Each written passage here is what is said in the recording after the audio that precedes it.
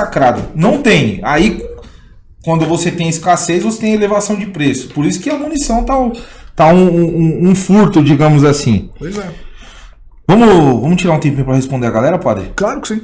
O pessoal perguntou como que a Igreja Católica enxerga a exposição nas mídias sociais hoje dos padres. É uma faca de dois gumes, né? Porque se por um lado é um meio de evangelização que a gente não pode desperdiçar. Por exemplo, o meu canal no YouTube tem quase 6 mil pessoas. Então eu celebro a missa e às vezes 6 mil pessoas, não 6 mil porque nem todo mundo vê, né? Mas assim, um número razoável de pessoas acompanha a pregação. Então, só que também acontece às vezes alguns problemas, né, dos padres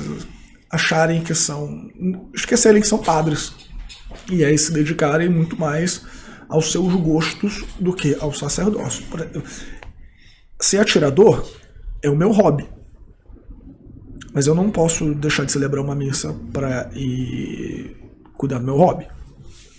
Antes de ser atirador, eu sou padre. E, infelizmente, alguns padres às vezes se esquecem, são mais cantores, ou escritores, ou professores, né, ou expostos na mídia do que isso. Então, de verdade, é um problema. Mas a igreja é sempre muito paciente e prudente. Nós temos 2000 anos, né? A igreja nunca resolve nada de uma hora para outra. Ela espera, deixa ver o que acontece. O que é bom fica, o que não é bom vai embora. O que o senhor acha do padre Fábio de Mello? Um herege, que deveria ser expulso da igreja à base de pontapé. Ô louco! Ô louco, meu! Eu te digo por quê. Não vou convidar mais o padre Fábio de Mello para ir no meu clube, só por causa disso. Eu duvido que ele vá. Mas eu te digo por quê. O padre Fábio de Mello é um homem muito inteligente. Ele não é uma pessoa burra. Ele é mestre em teologia. Então ele não é uma pessoa assim que desconhece a teologia católica. E em um dos seus livros, com Gabriel Chalita, ele disse que a ressurreição de Cristo é uma intuição apostólica. Intuição? Intuição apostólica. Essa é uma teoria que não é dele, mas é uma teoria protestante liberal. O protestantismo liberal, ele nega os milagres de Jesus, diz que tudo isso é construção teológica para chegar a um Jesus histórico, que foi um homem que veio trazer a mensagem de Deus e morreu na cruz. E a mensagem dele era tão poderosa que os apóstolos sentiam que ele estava vivo na sua pregação. Essa é uma ideia protestante liberal. O padre Fábio de Mello é um padre católico. Ou seja, se ele acredita que Jesus não ressuscitou de verdade, historicamente, não existe sacerdócio. Não existe Eucaristia. E tá bom ele pensar nisso. Mas se ele pensa isso, por que ele continua padre? Porque ele continua celebrando a missa. Porque alguém compraria CD dele se ele não fosse padre? Ele, por um acaso, é um cantor extraordinário? Ele é o Renato Russo? O dinheiro, os recursos angariados ali por venda de CD, aparição, propaganda, marketing, é dele? Existem na igreja dois tipos de padres, fundamentalmente. Os padres religiosos e os padres diocesanos. Os padres religiosos, eles têm os 3 votos de pobreza, castidade e obediência. E esses votos, eles são absolutos. Ou seja, um religioso, com o teu voto de pobreza, ele não pode ter nenhum bem pessoal. Nem a roupa que ele usa é dele. É da congregação ou da ordem. Se ele precisa de alguma coisa, ele pede para o superior. A obediência é irrestrita. Se o superior dele fala, tira sua barba, você tira sua barba. E a castidade é o total distanciamento, né, das realidades humanas. Já os padres diocesanos, como eu, nós não temos votos, nós temos promessas. Então a nossa pobreza ela é relativa. Eu tenho um salário, eu tenho bens pessoais. Né? Esse tablet é meu, não é da igreja, é meu. Não é, essa batina não é da igreja, é minha. Fui eu que comprei com o meu salário. A obediência, ela também é relativa. Eu obedeço o meu bispo naquilo que eu lhe devo obediência.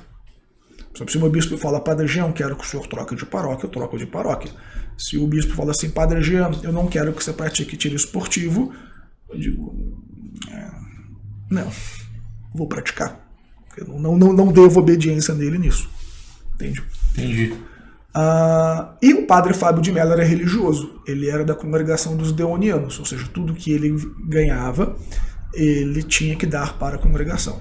E quando ele começou a ganhar muito dinheiro, ele se exclaustrou e virou diocesano que nem eu. Então tudo que ele ganha é dele. Ligeiro ele! É por isso que eu tenho...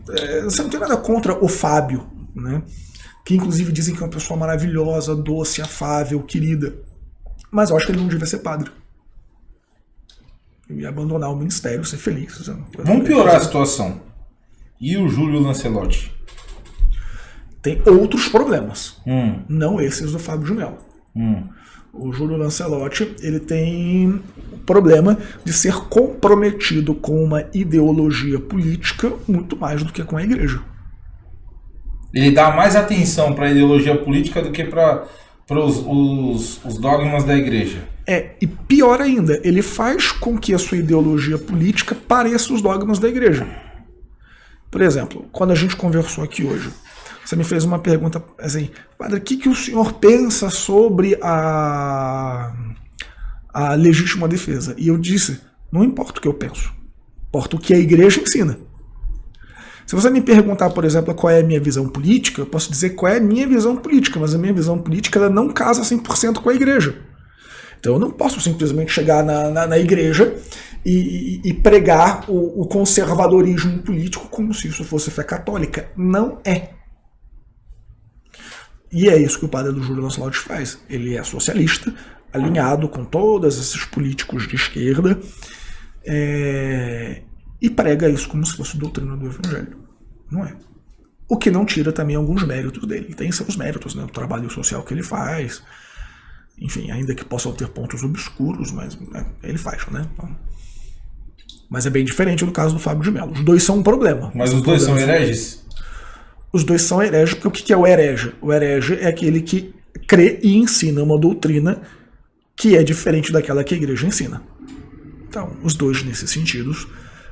Não sei se o Júlio Lancelotti de fato ensina uma heresia do ponto de vista teológico, mas a igreja proíbe os sacerdotes de pregarmos ideologias políticas.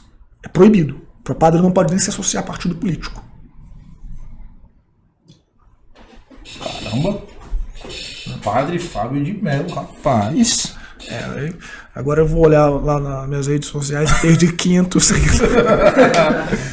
Padre, a situação poderia melhorar, mas vamos piorar um pouquinho. Bora. Eu te perguntei se tinha restrição.